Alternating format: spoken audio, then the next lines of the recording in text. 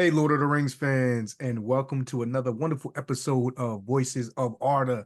Yeah, man, we back. We in a nice little rhythm here. Like, let's go. Let's go. I feel good. 2024. We in a new year. Things is happening. We making moves. What's up, KaliCosplay? Co-host, wonderful advocate for the Lord of the Rings world and the cosplaying world. What's good? What's going on in your life today? What's good? What's I am happening? loving this energy. This is the right vibe to start off the new year with, Oh, it's for the only sure. I vibe to love start the new this. year off with. You know what I'm saying? We gotta do what we gotta do. You know what I'm saying? You know what I'm saying? We got a special podcast today. Today we don't even have no guests. We don't need no guests. We just here up here doing what we do. Let's talk about what we talk about. You know what I'm saying? Let's get the jokes out the way. Go ahead, get your joke off. Get your joke out the way. Oh, you I'm you I'm you knew. preemptive striking right now. Go Oh ahead. boy. This is a preemptive strike. Go ahead, say your little corny joke. Let's get into this podcast. We Okay. here, 2024. Jokes coming right off the bat. I'm not playing around. You ain't tricking me this time. None of that. Let's go. I always try to wait until see if you A good forget moment about to, it, and then to I catch me. I just ain't forget zoom this right time. in. Yeah. You know what I mean? I'm But on my P's and Q's right now. you were firing on all four cylinders today, sir. This That's is right. Matter of fact, it might be six. Might be six no. cylinders. That's Extra excellent. octane. Let's go. Woo! All right. Well, with that energy, I just want to say that my New Year's resolution is to start doing lunges. You could say that I am taking a big step forward. The jokes this year have been mediocre at best, but better than the ones from previous podcast episodes. So that is a big step forward. Lunge. Thank you, Newman. Thank you. All That right. means a Now lot that in I've my. exhausted my humor for the episode, moving right along. What's up, guys? Make sure when you're watching this podcast, you are following both of us, New Better Do Better at New Better Do Better on most platforms. You just type in New Better Do Better. I'm going to pop up some version or variation of me. As long as it's me, make sure you like, subscribe, and share, as well as with Cali Cosplay.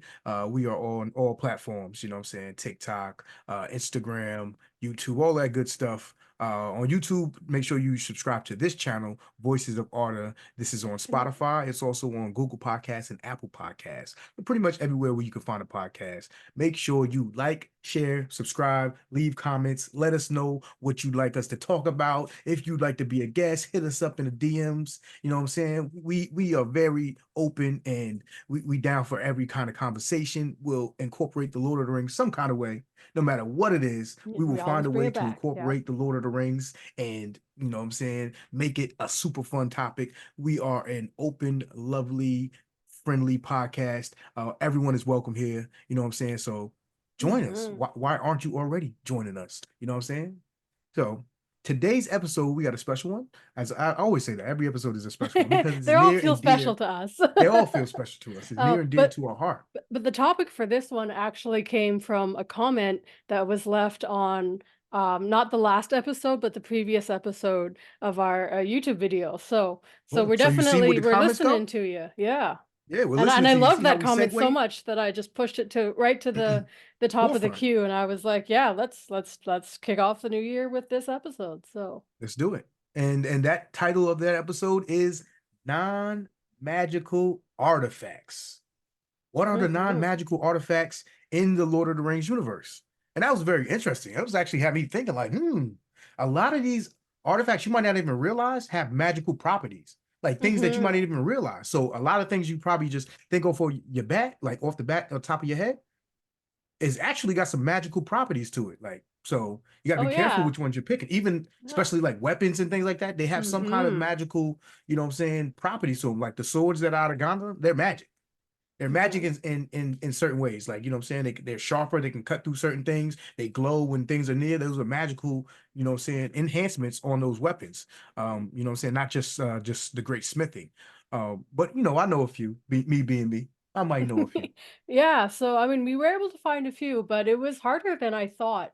Because I would think of something and then I would keep thinking of it and then realize, oh, but it wasn't magical in the way that a lot of people think, but it imbued the wearer with something, with great beauty, or or it was hallowed. So, like so those things, didn't make the list, but We have some to talk about. So Yeah. do you wanna pick one and just go from there, One of Nubetta? the ones that jumped off the page right away to me was Nymphalis.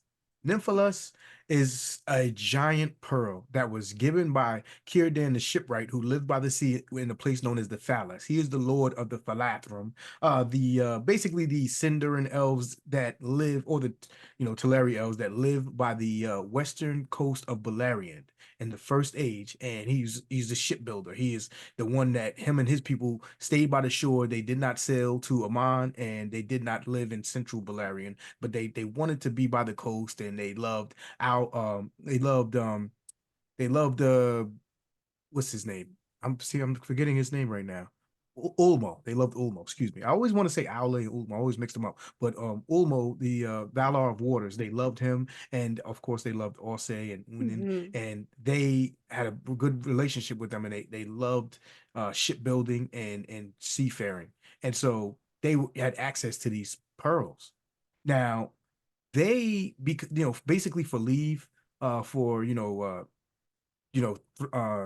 Thingol, allowing them to stay by the coast and basically be autonomous and have their own, you know, kingdom and stuff. They gave it as tribute to Thingol. Hey, take this giant pearl, the size of a dove's egg. Like, it's a giant pearl, huge, Is just that like beautiful. I don't even know. Is a dove's egg big, or is it normal egg sized, or is it I think it's like normal egg size, like and maybe palm maybe a little size? bigger. I don't know, Okay, but okay. Well, comparatively that's a to a big regular pearl. pearl, it's a big Yeah. pearl. Yeah. Um, and they gave it to Thingol. Now, Thingol would have kept it, but he ended up giving it to the dwarves, who do not like the sea. They do not like the sea. They fear the Mm. sound of it. They stay away from it. So to them, a thing like a pearl would be like priceless, because they don't go near it. They They're don't not gonna go mine there. get that. They're not going to go No. get it. So they have no access to it. So it was given to them by Thingol, I think, for Mm. them making weapons for Thingol. Making weapons for Thingol during the First Age. He gave them the pearl, the great Mhm. For pearl, and building the Lord Menegroth, I of, think. Yeah. yeah, building Menegroth, or Yeah. the weapons, one of the Yeah. two. Mhm. And I know it was the Lord of Belagos, like he coveted it more than like a hoard of gold. Like, so it was like it was treasured. And as far as we know, there's no magical properties. It's just a giant pearl. Giant pearl size of a dove's egg. Mhm. And being coveted by the dwarves is a special thing. You know what I'm saying? That means they really held it in high regard. I'm sure it was immensely beautiful. If the dwarves covered it, so it had to have been immensely beautiful. And I'm saying, it was given, even though it was regifted. This thing was regifted, but it Re-gifted, was huh? it was kind of regifted. It was kind of regifted, but it was regifted from a king. So Oh, hey, well, okay. what I'm saying, if saying that, Still a kingly for them, gift. Yes. a very kingly gift. So that's one I thought of right away, right off the top of my head, jumped out off the page right into my brain. So I think that Nymphalis is a good example of an artifact that is well known, that is what I'm saying, beautiful, and that is coveted. You know what I'm saying? So it's like size of dove egg, a giant pearl. A Like, what gets better giant than that? pearl. I don't even Giant know how pearl. to I wish we could see that on screen. Somebody needs to make us that so we can see it. Somebody, any of you creators out there that like to create things, make Nymphalis. You know what I'm saying? There are a couple of representations of it and images that you can Google it, and it shows what it would look like. But I challenge any of you guys, that maybe you do 3D printing, or Oh, that's a good some kind of challenge. sculpting, or something like that. Make Nymphalis. You know what I'm saying? Might make it a little chain, make like a rocket, a giant pearl necklace. You know what I'm saying? But check it out, though. Check it out. Make that, and we will be eternally grateful. You know what I'm saying? Yeah, I'm pretty interested in that now. That would be neat. Is there any that jumped out to you? Any that in particular that you thought of?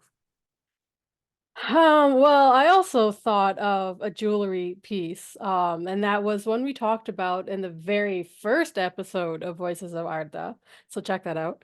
It was the first episode was we talked about the necklace of Girion. Oh, boom. That is a good one. That one I hadn't thought of that one. I hadn't thought about that one. The Well, that necklace one of is get a necklace of emeralds, that is dope. right? Yeah. Do you want to That tell is us dope. more about the history of it? Your So storytelling is unparalleled, so. we're supposed to be taking turns here, Callie. Don't put it all on me. Um, so the Lord of Dale was named was Gideon, and literally he had this wonderful necklace. It ended up in the hoard in Thorin's halls. Um, now I'm not sure, I can't remember exactly how it got there, but this is something of great worth that was one of the bartering factors in the Battle of the Five Armies. Like obviously we know the greatest factor was clearly the Arkenstone, but Mm. this necklace was of debate as well. And its inheritance was greatly debated. It's one of the things where it's like, well, it's here. Where did it come from? Like, why is it here in the horde? Who does it belong to? Does Bard now inherit it, being a direct descendant? Things like that. So it's an interesting piece. I know in the Hobbit movie they do a funny thing. So we all know the Nauglamir. The Nauglamir is a necklace of the dwarves. Now this necklace is technically, I'd say, magical because the Yes. way it rests on its wearer, Mhm. it's completely like no matter who it rests on, it rests with grace and loveliness. That's a magical Mhm. property. Yeah. Yeah. In the Hobbit movie, the necklace of Gideon is something that's within the mountain, and it's a treasured thing. But they do a representation of the Nauglamir as a gift to Thingol that the dwarves keep. And it's not the Nauglamir, but that's what it's supposed to be. It's they do what they can to give you stuff out of the first age that they can't mention. Oh. And so they Mm. give you that little thing, and it causes tension between the dwarves and the elves. This is a similar thing, but it doesn't really cause tension, but it's a similar thing. This necklace that was Gideon's, I'm assuming he gave it as tribute to the Dwarf King for maybe helping with the toy market, or weapons, or whatever the case may have you. I can't honestly wholly remember, but maybe Callie can fill us in if she has that information. I have notes anyway that say that Gideon traded the necklace to Ah, the dwarves of Erebor in exchange for a coat of dwarf-linked rings. there you go. So That so sound for familiar? so Yes. Dwarfling rings, it could have been Mithril, not sure. Hmm. But we know that there is another Mithril code. I knew that the necklace got traded in there somehow, kind of way. Yeah. Um, so that is awesome. Now, speaking of dwarf link rings, technically, Bilbo's mithril coat is not magic. Aha! Aha! It's just good craftsmanship and uh Good good metal. material, Mm-hmm. good metal. It's not a Um, metal that exists in our world. So an argument can be made, but no, no. no. Within their world, it's It's technically yeah. not magic. There's nothing Yeah. magic Yeah, about you're right. mithril. Yeah. You just You know what mine I'm it. saying? Yeah. You just mine it, and so if we're going to talk about mithril, let's get into it. Mithril Okay. is only found Mm-hmm. in two known places. Technically, maybe three. This is a possibility. So it's Mm-hmm. definitely only in Middle Earth. It's only found in under Khazad-dûm, in Moria, Mm-hmm. in those mines, In the Misty and Mountains. in Numenor as well. It's also Mm-hmm. found in Numenor, and some people argue a debate whether in Valinor there's mithril. Don't know, don't care, because we're Mm. not going to be in Valinor. But in Middle Earth, those two places. Now, Numenor is sunk under the sea. There's no mithril there. So No. it can only be found in one place. It makes it immensely, immensely valuable. Sauron coveted it. The dwarves mined it. It's what's known as true silver. True silver. It can Mm-hmm. be it's very supple and malleable, where it can be like beat on, and it never tarnishes, it never loses its shine, but it's hard as dragon scales, like they say. Like it arrows can't pierce it, like it turns knives. These are things that time and time again it's shown its properties, where even at the end in the scoring of the Shire, Saruman tries to stab Frodo, but the knife gets turned by the mithril coat. Frodo gets stabbed by an orc chieftain with a spear, and it doesn't do anything but make him lose his breath, but it protects him. This is also the same coat that was given by Thorin to Bilbo in that same mountain where the necklace of Gideon is found. And so there's immensely rich treasures there. So we got the necklace of Gideon. We have literally the mithril coat, which is worth more than the entire Shire put together. The Arkenstone. So these things are crazy. Now, another segue. The Arkenstone. Technically, the Arkenstone isn't magic. It's nothing magic about the Arkenstone as far as we know. So the effect it had on people or on Thorin's family was that It gave what them gold caused, lust, but yeah. that's them just Okay, lusting over that it. comes from them, not That from, comes from them. It's not the okay. necklace that does it. Bilbo could care less. He gives it away immediately. True that, yeah. You know what I'm saying? Like, and Bard got it, but he wasn't like looking for it or nothing. Bilbo just traded to him. He Okay. wasn't tripping about it. He wasn't like, oh, the Arkansas, let's go home. He didn't really care, but it just was a bargaining chip for him. So it doesn't admit like some kind of magic force to where it's like, oh, this is what's happening with this jewelry. It's just so beautiful, and the dwarves are so greedy in a sense that they coveted it and loved it. And also, it was a representation of their line. Thorn the First found it, if I'm not mistaken, or Thrain the First. Thrain, it might have been Thrain. Thrain the First found it, and it became like a family heirloom or a representation of their line. You know what I'm saying? So that technically isn't magic. I wouldn't put it in a magic category. Nice. Tell me, am I Okay. wrong? Am I right? Let me know, Cal. Cal does the research here. I just go off the top of my head from what I know, and I'm pretty sure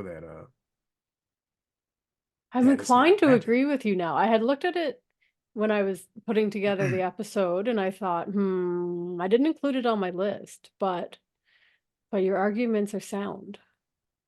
Yeah, I don't think it was anything magic. It's not like the Silmarils. The Silmarils were Mm-hmm. definitely magic. They were Hallowed, made with the yes. power of the gods. They were hallowed. A bunch there, like there's a bunch of couple magics mixed in there. So the Silmarils, absolutely. The Now Limit, absolutely. You know what I'm saying? It says it has a thing where it's, you know what I'm saying, sits with grace and loveliness, and that comes from the magic Mm-hmm. that was from the dwarves mining craftsmanship of certain things. They do, like the Dragon Helm of Dor-Lomin definitely have magical Yes. properties. It would not Yes. allow certain things to happen to it. It goes beyond the actual Mm, craftsmanship. yeah, This yeah. they just this they just carved into a beautiful stone. Suppose, yeah. Shaped it. They shaped it and crafted it so light would enter and exit it a certain way. But it definitely wasn't magic, I don't think. So Okay. this is that could be up for something for a debate, For comments, possibly. yes. Maybe we can even do, maybe on my TikTok we can have some discourse back and forth. But that is actually lovely, guys. What do you think? Do you think that the Arkenstone was magic? I need you to, in the comments, let us know, is the Arkenstone magic or not magic? Is it a rightful non-magical artifact, or is it magical?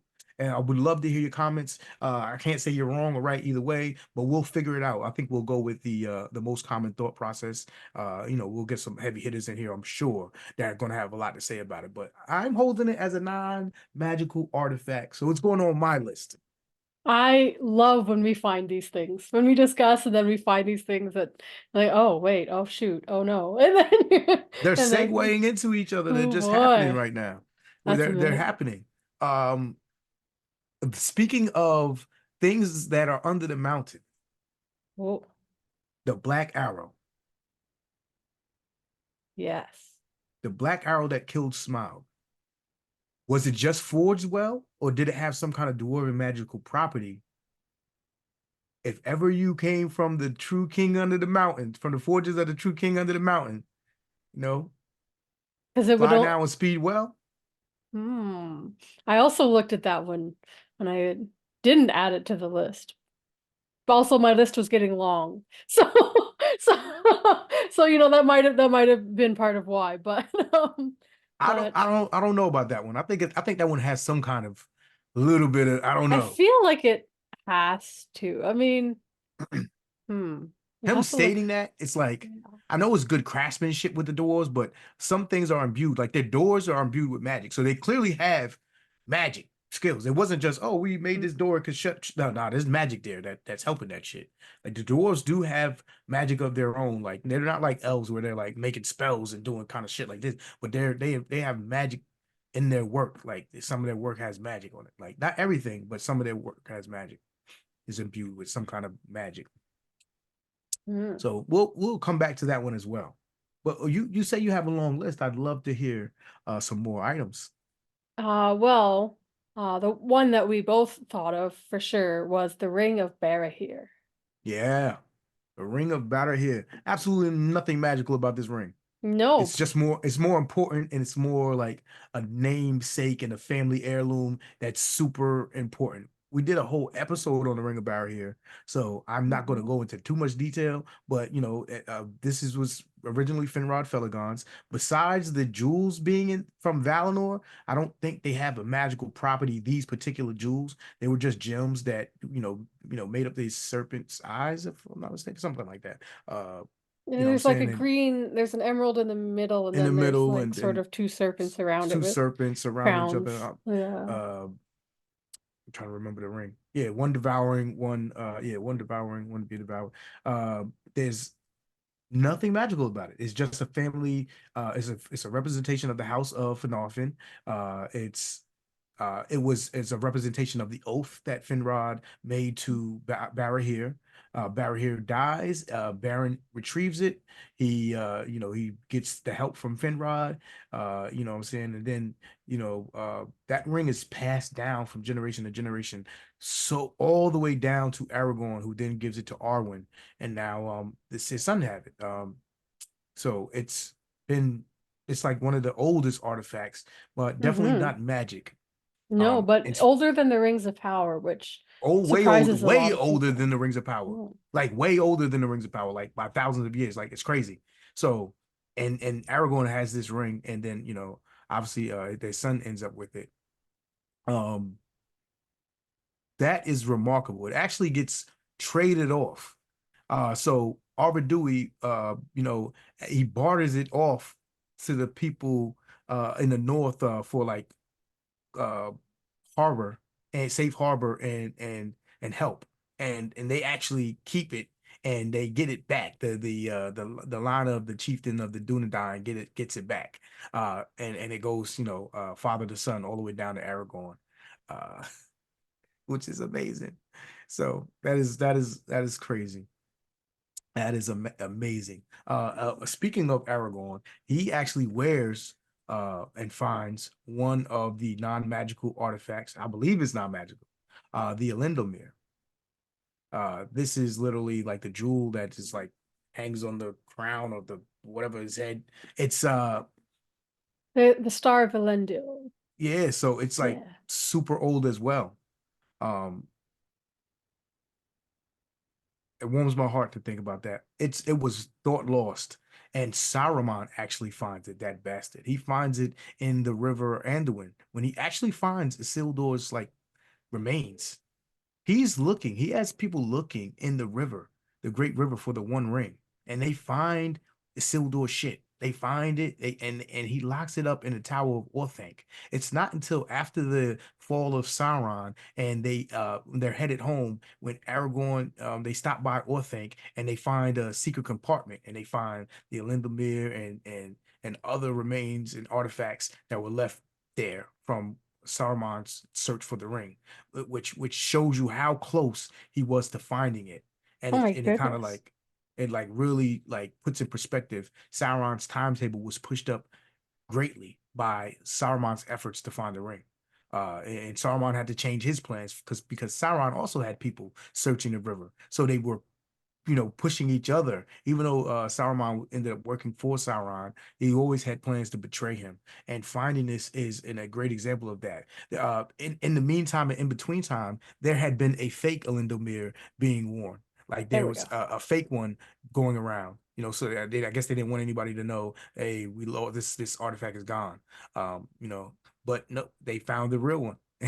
So that is another non-magical artifact. Yeah, the Star of Elendil is a jewel that's worn on the king's body. So I had read somewhere, but I don't remember it being from, I don't remember where I read it, but I don't think it was from the trilogy itself. Um, but it said that when Isildur fell into the river and he put the One Ring on to hide himself, Yeah, it hid everything except for the Eneldamir. And that so would have that's I would and have to that double and check so that. is that what like Sorry, the Elendilmere. Pronounced that wrong. The Elendilmere. And that is why he was found, was because that gave him away. Let me double check that. Like, there's been a while since I've read that part. Like, I know because Yeah. it's not like fully like it's in a couple different places. So let me Hmm. let me research that. I don't want to misquote anything, but it could be possible. But I don't remember that particularly, but it could be I, possible. yeah.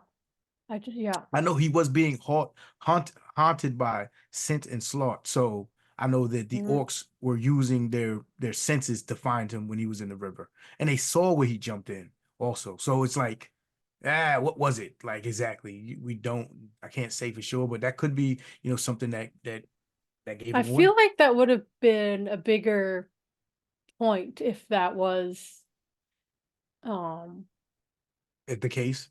the case. Yeah, I feel like we would be talking about it more, or at least Galadriel would have mentioned it in her intro there. I feel like that would have been worth a mention, but maybe No, because not then they would have because to they would have explain had to the explain it Elendil. all. Yeah, then Yeah, it and would, then it's so many Elendilmere things and they have the to leave out because of that. oh, So no, that was a good one. That was a good one. Oh, that's very Elendil, cool. all right. Yeah. All right, so Aragorn's got a couple of things, man. He has a couple of Narsil is things. Yeah. absolutely is not on there because Mhm. Narsil is magical. Yes, yes. Narsil has Um, magical properties. but the crown of Gondor Crown is of an Gondor. I hadn't heirloom thought about that. item. Yeah, absolutely. Mhm. Also, now hmm, this is debatable. Okay, so we got the crown of Gondor. What about the rod of the Stewards? Is that the scepter of Annuminas? Or is that a different one? I don't know if the rod of the Stewards is the scepter of Illuminus. It might be just its own rod and everything like that. Like I said, we gotta do some more research with that one. But I know they had a rod representing their stewardship, and it was passed down to each steward. Um, That there's sounds like it would be different. nothing magic about that. Now, Mm. is the stone of Eric magic? Erok, Erok. How do you pronounce it? I have no clue. Erok. I always pronounce it Eric. Here, Eric. I think I Eric. printed it.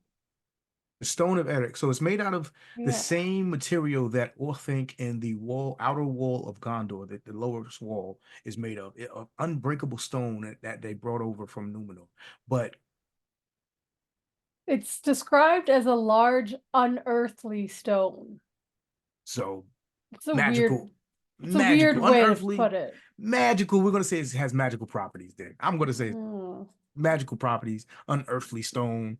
Like maybe it's Mm. like something, but it doesn't. You can't break that shit. Now people are like, if you can't break it, how did they mine? How did they make it? Like you know what we know what by conventional means. That's what we mean. But the Crown of Gondor, um, you should definitely go onto your Googles and look up Tolkien's own drawing of the Crown of Gondor because it is hilarious. It is not the one that we see in PJ's movies with Aragorn circlet, on the head with the wings, and it looks very With the wings on it, dignified. yeah. Yeah, yeah, no, the one that Tolkien drew, is I don't know if you can see it here, but yeah. It's pretty Yo, amazing. yo, that joint looked like a dunce hat. It really That's does. crazy. Tolkien wasn't the Um, greatest he was he drew with his words, shall we illustrator, say. but Um, but there's that, and then the Scepter of Annuminas, which was passed down all the generations. So you'll notice those two items were given to Aragorn at his yeah, coronation. I know that they had a In scepter. Annuminas. I'm wondering, did the stewards carry the scepter? But I didn't think they did. I thought they had their own like rod. Yeah, that might be I think that might be something different. I could be tripping. I could be just tripping. Um, I could be misremembering I something. think So Elrond held on to that. Elrond, I know he had that. He had he had that. He had the banner. The standard Hmm. of what's the name? Which they made for Aragorn. his standard. Yeah, yeah. They kept the shards of Narsil, but that's magical, to an extent. Um, Sting's magical to an extent. Hmm. Um, Hmm. I don't think the scepter of Illuminus is magic. No. So it says that when Aragorn was 20 years old, Elrond gave him the other heirlooms from the House of Elendil, but did not give him the scepter, saying that he had yet to earn it. Yeah, so he has to reunite Arnor and Gondor for him to get the scepter, also to marry his daughter, also to marry Elrond's Elrond daughter. was pretty hard He on has to. Aragorn. Nah, he wasn't. Like, I that's the mean, he funny had to thing. be, right? But He wasn't too hard on him. The movie no, makes Elrond look like a jerk. He actually no, wasn't a no. jerk like that. He was actually very nice. He's saying you have to fulfill your destiny before you can marry my Fair. daughter. That's basically it. But he wasn't trying to be like a jerk. He actually loved No. Aragorn and like protected his family and everything. He was not a jerk to Aragorn by any means. The movie makes him very harsh when Elrond is Hmm. actually a chill guy. So Time if to you guys don't summer. know, in the north, Arnor is the northern kingdom where the high kingship was held prior to the death of Isildur. After the death of Isildur, who was traveling north to take the high kingship in the north, and he left his nephew Meneldu in the south in Gondor. His only surviving son was named Valindir. He became the king of uh, Arnor. It's the realm split, so there is the high kingship is no more technically. It was just Arnor king and Gondor king. So Valindir and Meneldu, their lines carried on. The capital of Arnor was Numinas, and the scepter was a representation of the king of Arnor. And that line is the surviving line where Aragorn is from. Now, Aragorn's line actually gets reunited with the line of Gondor from Firiel, who is supposed to have been the queen of Gondor, but that's a whole nother story. She wasn't ended up being a queen, but she did marry the last king of Arnor. So she's a direct descendant of Anarion, and Arvedui was a direct descendant, straight father to son from Valindir and Isildur. So Aragorn is descended from both lines and absolutely is the high king of both realms. And him having that scepter is just another proof of him being who he's supposed to be, the direct descendant of Isildur. And his mother's line side is the direct descendant from absolutely a direct descendant from Anarion, where there's no direct descendant from Anarion in Gondor anymore. The weird thing about it is the only direct descendant in Gondor actually might be the Corsairs of Umbar. Which is weird, which I think we talked about last podcast, but they're evil. So and Hmm. also Sauron might have access to some of them. So these Black Numenorians, maybe the mouth of Sauron, things like that, they could be related to the Corsairs of Umbar. Not all of them, but like certain ones, because the sons of Castamere, sorry, the sons of Castamere go to Umbar and they become the Corsairs of Umbar. So there are Numenorians that are descended from Anarion that have actually would have blood right for the kingship. They would have a claim to the throne, even though Aragorn's claim would be much stronger. So that is another cool thing. We know that the Plantier are magic, so these are magical items that we can't discuss. Um, what else did you have on your list? I had two weapons that we see in Rings of Power. Aeglos. I think it's just a really big spear. I don't think there was anything. I think it was just literally the user.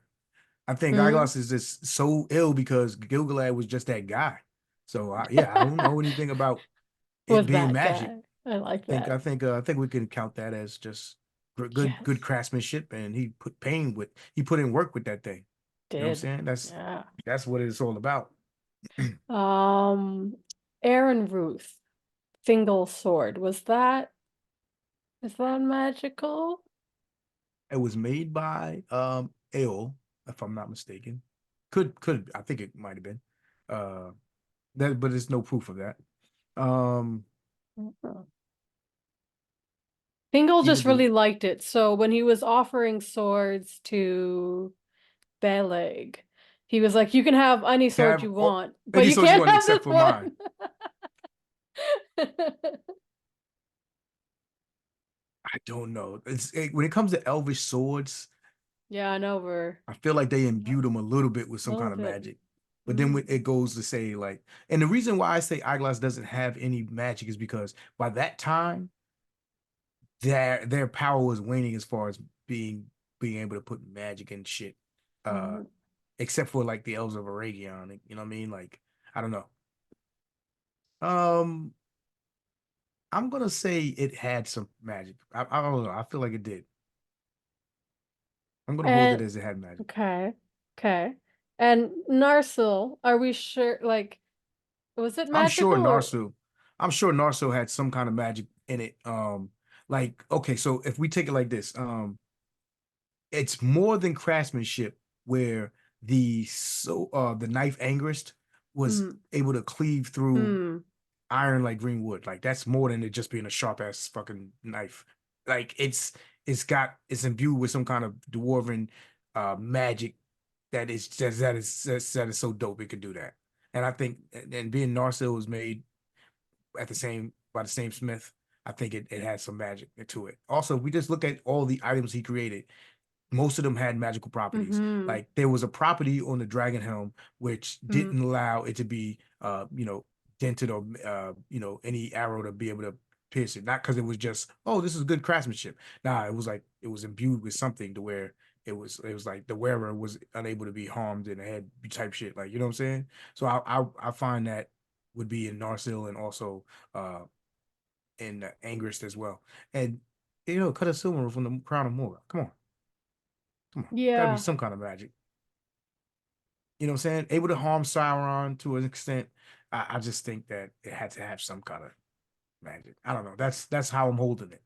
And then to That's how I'm suddenly holding it. not work and snap when he went for the second Silmaril is weird. Yeah, that's fate, and it says that, but fate it wasn't Mm. fated for them to have that. So fate, nothing can Mm. can out fate. You know what I'm saying? So it doesn't matter if it's the girdle of Melion. It says that Mm. fate Mm. drove Karkaroth through the Mm. girdle of Melion in the power of the Silmaril. You know what I'm saying? So it's fated for that to happen. Sauron's not fated to beat Huan, so it didn't matter. Like Sauron probably would have beat Huan if he didn't have that fate that he would have. You know what I mean? You know what I'm saying? Like I feel I saw how I personally feel, but he's fated that hey, that wasn't what's going to happen. So nothing Sauron was able to do was going to win that day for him. You know what I'm saying? When fate plays a role and it talks about, hey, this is not fated to happen. You came here to retrieve one Silmaril, and you're not fated to retrieve no other. Snap goes a knife. But other than that, why would it snap? You know what I mean? The craftsmanship is crazy. You know what I'm saying? So that's what I personally think. That's my personal opinion. I'm excited to hear if people listen to this and have other differing opinions from what we've put out in the last I hour. got But I got a non-magical artifact that is actually probably worth millions and millions of dollars that neither one of us thought of. whoa, The original copy of the Red Book of Westmarch. okay. So the book that was written with the tale of the Lord of the Rings and the Hobbit and stuff like that literally is probably worth its weight in gold, to like probably more than that. Like it's got to be like in a library, I mean in a museum somewhere, you know what I'm saying? Like I think that would be worth a ton of money. It's Mm, nothing magical about it. It's just a written yeah. account of the story, and I think that the original copy of that, the actual written copy, uh boom, would be out of here, be out of control. It would be like finding the original copy of the Bible. You know what I'm saying? Yeah. So I think Yeah. that would be a good candidate for, you know what I'm saying, like a good candidate for a non-magical artifact. It's not like used in any sense of like for an adventure or something, but it's used No, to but definitely yeah. spread the story around. You know what I'm saying? Yeah, yeah. So, No, artifact is like an heirloom or an item, right? It doesn't have to be a weapon or anything yeah. like that. Yeah. All Um, right. I had one more notable mention. It is, I guess, a weapon, but Grond. Grond is definitely magic. Grond is magic? Yes, it says that in the book. Oh, I can't wait to show you this. Hold I thought it was just like a on. really big battering ram. No, no, no. Wait till I show you this. This is gonna be awesome. Grond is super magic. Because Super Morgoth's magic. Grond, maybe because it was, I mean, I No, don't know. Grond is magic magic. Okay, tell me, tell me, tell me. Let me find it in the Battle of the Pelennor Fields, if I'm not mistaken. Or one of those chapters there. There we go. Hold on. Let me you talk while I look it up.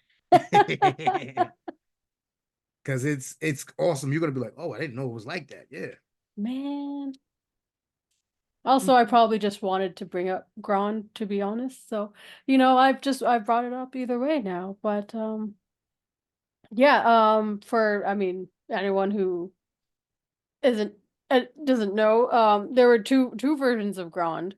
So the first one is one that we haven't seen on screen, and that was born by Morgoth. Um, and that version, I when he describes it and how when Grond struck the ground, they said it shook the land like a bolt of thunder, and made these huge pits of smoke, and I was like, that sounds a little bit mystical. Um, but then the second one I thought that Sauron made was just a great battering ram. Um, named after Here we go. Ready? Ready. The drums rolled louder, fires leapt up, great engines crawled across the field, and in the midst was a huge ram, great as a forest tree, 100 feet in length, swinging on mighty chains. Long had it been forging in the dark smithies of Mordor, and its hideous head, founded of black steel, was shaped in the likeness of a ravenous wolf. On it spells of ruin lay. Grond they named it, in the memory of the hammer of the underworld of old. Great beasts drew it, orcs surrounded it, and behind it walked mountain trolls to wield it.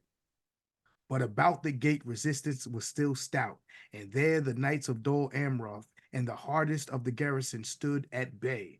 Shot and dart fell thick. Siege towers crashed or blazed suddenly like torches. All before the walls on either sides of the gate, the ground was choked with wreck and with bodies of the slain. Yet still, driven as by a madness, more and more came up. Ron crawled up. Upon its housing, no fire would catch, and though now and again some great beast that hauled it would go mad and spread stamping ruin among the orcs innumerable that guarded it, their bodies were cast aside from its path, and others took their place.